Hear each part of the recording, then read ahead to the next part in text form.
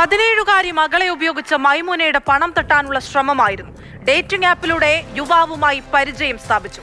പിന്നാലെ honey trap. നഗ്നനാക്കി ദൃശ്യം പകർത്തിയ ശേഷം 10 ലക്ഷം രൂപ ആവശ്യപ്പെട്ടു.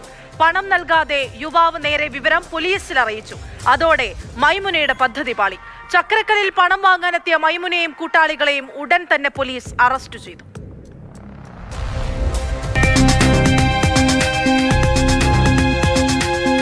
സ്വന്തം മകളെ ഉപയോഗപ്പെടുത്തിയാണ് അമ്മയും മറ്റ് 2 പേരും ചേർന്ന് തട്ടിപ്പിന് ശ്രമം നടത്തിയത്.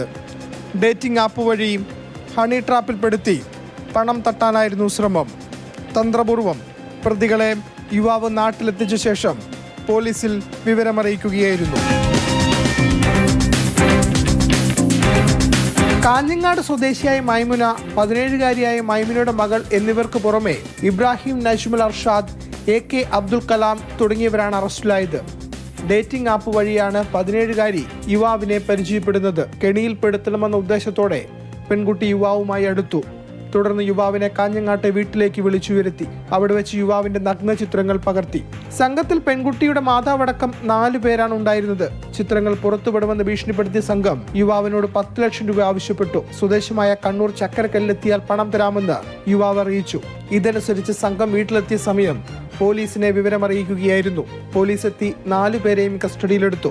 പെൺകുട്ടിക്ക് 17 വയസ്സ് പ്രായമായതിനാൽ ജുവനൈൽ ബോർഡിൽ ഹാജരാക്കി. മാതൃഭൂമി ന്യൂസ്, കണ്ണൂർ.